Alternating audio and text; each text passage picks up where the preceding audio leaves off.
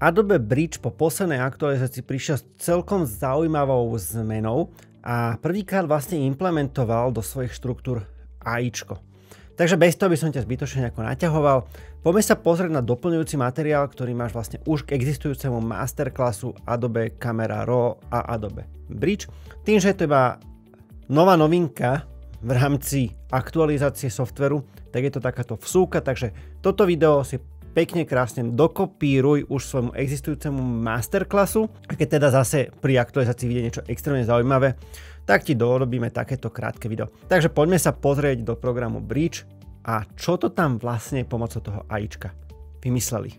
Ja som si tu pre teba pripravil teda už niekoľko fotografií, na ktorých si to ukážeme, čiže otvoríme si ich v Adobe Camera Raw, to už určite veľmi dobre poznáš a hneď na pravej strane si môžeme všimnúť, že tu máme takú zaujímavú vec, ktorá sa volá Lens Blur Early Access. To znamená, toto keď si otvoríme, tak rovno tu vidíš, že tu máš nejakú novú možnosť a ja ti to ukážem na tejto fotografii, ktorá je moja teda fotografia zo svadby.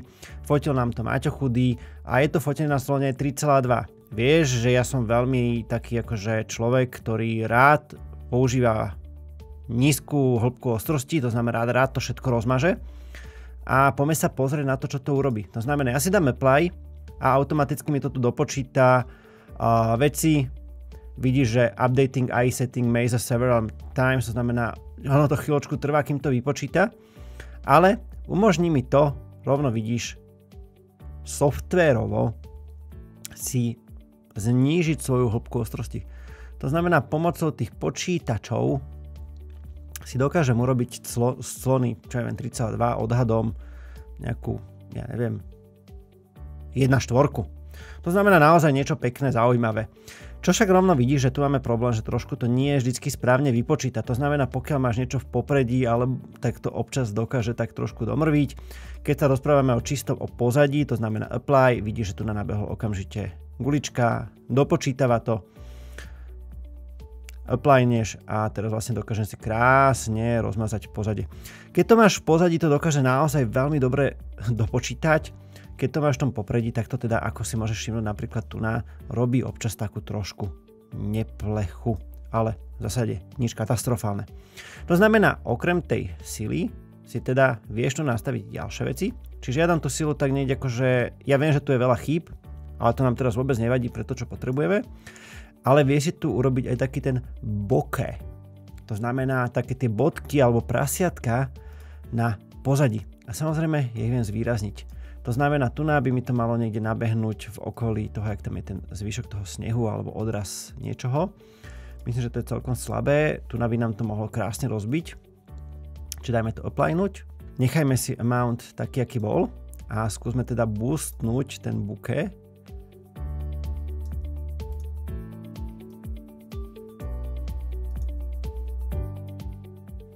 A vidíš, že trošku nám to dokáže aj s tým pracovať.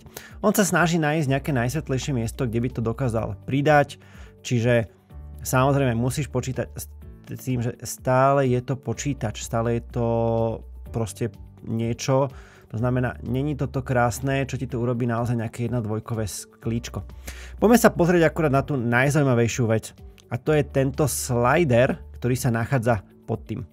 Ten slider mi definuje to, čo je pre mňa ostré. To znamená, ja keď si tam využil aj depth, on na základe informácie, ktoré si dostane z fotoaparátu, vie, kde má mať zaostrenú vzdialenosť. To znamená, tento šedý štvorček je to, čo mu povie, že má byť zaostrené.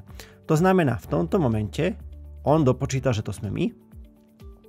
Toto žlté až svietivo biele, to znamená táto ľavá časť a toto všetko spredu, je to, čo je pred hĺbkou ostrosťou. Toto fialové, to znamená táto fialová časť, to znamená táto kosodrevina, čo je za nami, dopočítal, že to sa nachádza za nami a táto čierna časť dopočítal, že to sa naozaj nachádza strašne ďaleko. Čiže ja mu to dokážem trošku zväčšiť, čiže mu teraz poviem, že tento focal length počítaj do toho, čo nezasahuješ, hej, že to je v poriadku, to vôbec nerieš, necháme to tak, to je tá visual depth a teraz, keď mu dávam doostriť, tak vidíš, jak to krásne dokáže rozmazať. Samozrejme, počítač je múdry, ale nie je vždy dokonalé, takže napríklad vidíš, že na tejto kosodrevine mu to úplne správne nepomohlo. Čiže ja si môžem dovoliť, dáme aj Visualize, aby sme to videli, a mu to dorobiť s tým trošku. Čiže ja mu teraz hovorím, že toto chcem, aby bolo ešte fokusnuté. Čiže nastavím si veľkosť svojho brašu, to je trošku veľké, čiže dám taký nejaký menší brašík. Čiže focus amount, Čiže focus amount, to znamená, áno, má to byť ešte vo fokuse, ale nie v tom 100%, ale takom nižšom. Dám mu menší brush, dám mu veľký feather, to znamená, ten rozplyv bude veľký a dám mu samozrejme nízky flow.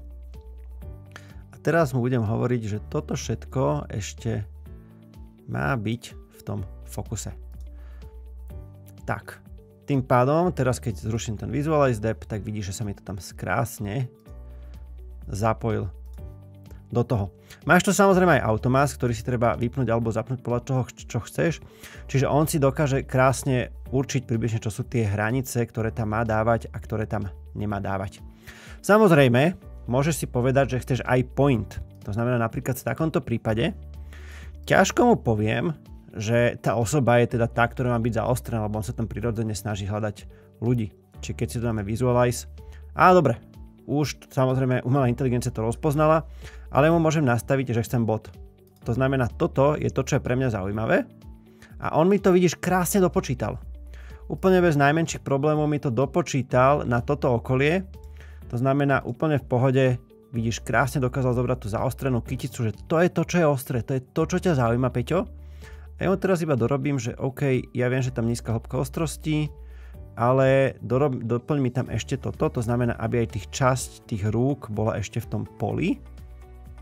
No teraz dokáže moju pani manželku ešte viacej rozmazať a prípadne teda možno tu nájde aj nejaké bokehové možnosti, ale keďže toto bolo fotené už na 1.2, aj to bola defocus smutka, tak asi tie bokehy tam veľké nebudú.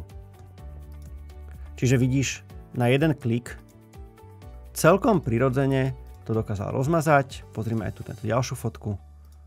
A vidíš, na jeden klik, svojím spôsobom nazvime to na jeden klik, dokázal krásne doplniť nejaký out of focus a trošku tú hĺbku ostrosti. Samozrejme, nemôžeš očakávať, že to bude vždy krásne fungovať, že keď budeš mať objektív, ktorý zacloníš na clonu 8, tak budeš môcť urobiť krásnu f1.2, ale myslím si, že na pretriedenie a upravenie takýchto napríklad svadobných portrétov je to absolútne ideálna možnosť, ako dorobiť naturálne a čo najprirodzenejšie trošičku posun. To znamená, z nejakej f2.0 to dokážeš dať na tú 1.4, 1.2, prípadne ak máš nejaké 5-6-kové sklo, tak na nejakú f4 to dokážeš takýmto príjemným, ale hlavne pomerne dosť naturálnym, aj keď softverovým spôsobom upraviť.